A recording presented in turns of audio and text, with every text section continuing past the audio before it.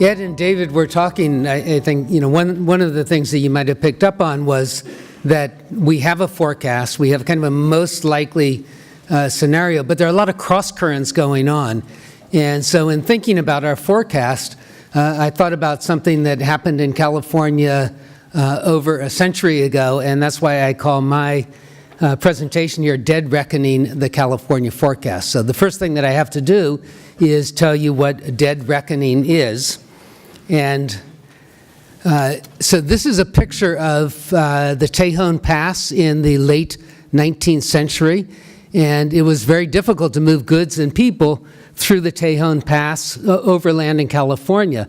So what happened, we did have railroads during part of this time, but what happened in the second half of the 19th century and the first half of the 20th century is that we used ships like this, like the schooner, the C.A. Thayer in the upper left-hand side, and the Winfield Scott sidewheeler on the right-hand side. But during these times, they didn't have GPS. What they had were sextants. They had more primitive navigation devices. And they used a navigation system called dead reckoning. So that's kind of the metaphor that I want to use for the forecast. So what is dead reckoning? You figure out where you are. You figure out your speed and direction and the amount of time you're going to go, and you plot that on a map and make sure that that's where you want to be. That's the way in which you navigate. However, California has marine layers, and those marine layers hide cross currents. And so you might not get exactly where you want to go because of doing dead reckoning. If you're lucky, you'll be like the C.A. Thayer and end up as a national monument in San Francisco. If you're unlucky, you'll be like the Winfield Scott and be at the bottom of the Pacific off the rocks of Anacapa Island. This was filled with gold when it went down. And still today, scuba divers go out looking for gold coins. I don't think anyone's found any in 20 years, but might be there. So that's the way I kind of liken our forecast, that we know the location, we know the speed, and I want to describe that through employment and what's happening in trade and housing. And so that'll give us our forecast, kind of where we think it's most likely that we'll be. But there is that marine layer out there, and there are these cross currents which might put us onto the rocks. So view our forecast in that way, that we think we know what will happen, but there are a lot of kind of unknowns. So these are the known unknowns. So let's first figure out where we're at. This is employment in California. The top line is total employment, which is the number of people employed. It includes farm workers. We'll talk a little more about that in a moment. It includes the self-employed 1099s, family members who are employed in family businesses. And the bottom line is what you hear on the radio about jobs in California. It's the number of jobs. That's from a different survey called the Establishment Survey. In both cases, you see the peak in 2007, and we've been growing steadily. We're now at 7.4% above our previous peak in the number of jobs, over 16 million. We're at 7.9%, just about 8% above our previous peak in the number of people employed, over 18 million. So we are at record levels of employment in California. That's going to have implications for what we do with the forecast. This is the distribution of jobs by sector. And if you look over on the right-hand side, this is sort of a consistent picture that we've had since the recovery started in 2010. On the right-hand side, you have durable goods manufacturing, non-durable goods manufacturing, and mining. We expect 2 of the 3 of those to turn around and become blue, not job losses. Durable goods manufacturing because of the defense buildup that David talked about, and mining because of an increased emphasis on fracking, but also the higher oil prices that we're now experiencing. But non-durable goods, we expect to turn further negative, and I'm going to talk about that in the cross currents. On the far left-hand side is healthcare and social services. It's been one of the drivers of the California economy. What's going to happen with Obamacare? Well, we have a distinguished panel coming up that's going to discuss that as well as a number of other things, but that is probably not going to be growing as fast. Okay, for the ports, Exports have been flat through the ports. These are the three main ports in California. Exports have been flat. You saw from our national forecast, we don't expect that to change. But imports have been growing steadily, and that's been supporting growth in our logistics industry. And from the national forecast, and the national consumption drives imports certainly through the Southern California ports, so we expect that to continue. So that's part of our location and speed. As far as home building is going, home building has been increasing slowly. We're now at about 110,000 per year. We expect it to continue to increase. We're about where we were in the late 90s in terms of where the housing market is, but we don't expect it really to accelerate.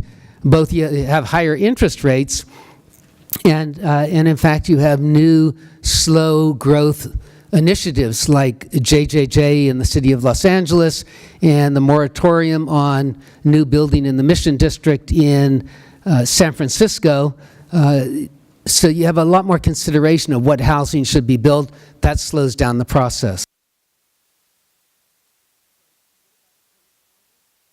Showed this chart before. This is the ratio of employment to population, where the population is defined as 18 to 64, so it's that prime working age population. You can see there's a downward trend. It drops in each recession and then comes back up. If you use 2007 as the benchmark, we're pretty close to 2007's employment to population ratio. It's just about 100,000 jobs different. And at the rate at which California has been adding jobs, we expect that gap to be closed in the next quarter. That's a forecast that we've been making for a couple of years. It looks like it's going to actually play out. But if you adjust this for demographic changes, for baby boomers aging, well, we're already past the 2007 benchmark. So we're somewhere in the neighborhood of full employment, and that's important for our forecast. So the implications, we have full employment for now, slower growth, but solid growth in an economy that's constrained by full employment, by the labor force, and growth in the labor force because of tight housing markets and not a lot of new building of housing. And growth in the U.S. economy and California's specific impacts, that gives us the speed. We know where we are today for our dead reckoning forecast, and this is the dead reckoning forecast that we have. What you see here is payroll employment. 2017 is 1.8%. That is consistent with the U.S. forecast, a little higher than we were forecasting before. Similarly, 2018, a little higher than before, but when you get to the end of 2018, we're back to our old forecast. Unemployment rate coming down a little bit more. Personal income growth will be slightly stronger, and housing permits now are going to be actually a little bit weaker due to those initiatives that I discussed and due to the higher interest rates. So that brings us to the fog that kind of clouds this forecast, the marine layer. And I want to talk about a couple of things. One is in the first interview that Donald Trump had after winning the election, he said he was going to begin mass deportations. And where do you find large groups of people to deport, where you get the biggest bang for the buck? In friendly territory, rural America.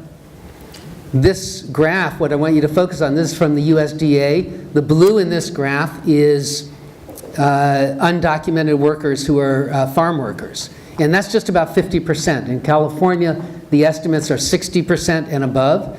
And in meat packing and slaughterhouses, estimates are about 80%. So if that's where you're going to start mass deportations, that's going to affect California's agricultural industry. Why do I have this in the fog? Well, for one thing, California is a sanctuary state. And if you look at the pins on this map, the greens are sanctuary states, the yellows are sanctuary counties, and you notice there are some in Texas as well, and they're kind of all over the country. And sanctuaries means that it's going to be harder to find those undocumented to deport them. Moreover, the system is clogged. Fox News reported last week that over half of the federal prosecutions are for immigration. So the system is just full. Right now, there's reportedly a 500,000 individual backlog. So if you're going to do mass deportations, you have to have more judges and support, and you need to get more INS agents. And it takes time to do that, and it's expensive. So deportation can't happen right away, and it's expensive. But if it does happen, so this is kind of why this is one of those cross currents. It's going to affect agriculture in California. It's going to affect meat production. It's going to affect non-durable goods manufacturing, which is a lot of which is food processing. But it's going to be mitigated. One of the things that happens is if food isn't delivered from California farms, prices go up and imports go up. So this is, again, what David was talking about, the whack-a-mole that we have here. So if it's not strawberries from Oxnard, it's strawberries from Mexico. You'll also get more overtime by documented workers, a small increase in domestic labor, but the experience of Arizona and Georgia is that's pretty small. Good investment. Lawnmower manufacturers, we're going to have to learn how to mow our lawns again. There are going to be multiplier effects in neighborhoods that are heavily populated by undocumented immigrants. If they're deported, you don't need teachers to teach the kids. You don't need grocery clerks to check out the groceries at the grocery store and so on. So we'll have some negative multiplier effects. So this is one thing that could derail this California forecast if it happens faster than we think. Higher defense spending, that will disproportionately benefit California. One of the key elements of the higher defense spending is 150 new warships. Last year we built 10. There are very few places you can build these. One of them is San Diego, pictured here. Also, drones are manufactured in California. Missiles, rockets, sophisticated weapons, guidance systems. So California will benefit from this, but it's expensive, so we don't know how much is actually going to get appropriated. And we also have the issue of capacity. Are we over capacity? And you know, California is at full employment. So what does higher defense spending mean? Disproportionately favors California, so that's good. But where do the people come from? Well, not in the unemployed. We don't really have highly skilled people sitting around unemployed in California, unless they really don't want to work. But in general, they're employed. So you need higher wages, which is going to bring back in some recent hires, is what we used to call at Douglas Aircraft brown badges. They're contract workers. But also higher wages to get skilled people from other parts of the country. So that's going to bring in more highly educated people to California, high value added people. It has a side effect on housing. And so this is a picture of changes in California real home prices. Last time we had a big defense buildup was during the Reagan years, and there's what happened with home prices. You see after that, after the collapse of the Soviet Union, our home prices went down dramatically. So if you think California housing is unaffordable today, it's going to get worse. And so shameless plug for March. We're going to talk about that in the March conference. Infrastructure spending. Well, we have a lot of things we can spend use for infrastructure money. There's the Western Grid. There's a pothole in the city of San Francisco. But California's sanctuary state and sanctuary cities. And in the campaign, you might have seen this. As your president and chief executive officer, I will defund sanctuary cities. Donald J. Trump. So will we get it? David suggested, maybe not. This is going to be really expensive, and you have to get it through Congress. So this guy is going to need these guys, except for Colbert, who's up there on the right-hand side, is going to need these guys, or these guys are going to try and block it. So maybe he's going to need her. And if he does, California will get the money. What's going to happen? That's kind of up in the air. But I tried to get some handle on what these cross currents are. And so to do that, what I wanted to do was check in with somebody who's smart and analytical but had kind of no emotion in this last political campaign. And as you can imagine, I had to look long and hard to find someone, but ask the question, what will happen? I did actually find someone, and there's the answer that he gave me. But it takes time for these things to happen, so we're probably okay for next year. So just to return to our forecast, we have payroll employment next year growing at a faster rate than we had before, and that's primarily due to that defense initiative. And then that kind of tapering down as we get to the end of the forecast. Unemployment rate going a little lower, personal income growing faster, but disposable income will grow even faster because of the tax cuts. And housing permits sort of stalled at the 120,000. So we have a dead reckoning forecast. We think that at least for the next year, it looks reasonably solid, but there are cross currents, and hopefully we don't end up on those rocks out at Anacapa, but keep an eye on those cross currents because it's possible. And with that, let me turn it over to my colleague, William Yu, who will talk about Los Angeles.